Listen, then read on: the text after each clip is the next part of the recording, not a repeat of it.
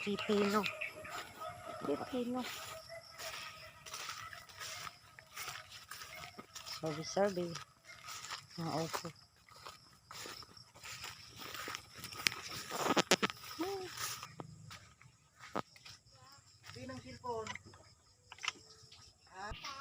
Tinawanday. Hoy, basi ka na karon. Tinawanday na natin sa fresh. Yes, fresh na. Fresh na fresh. Fresh Kapag from the napula na farm, siya. guys. Crunchy. See? Pwede mo siya kaunon nga dari lang.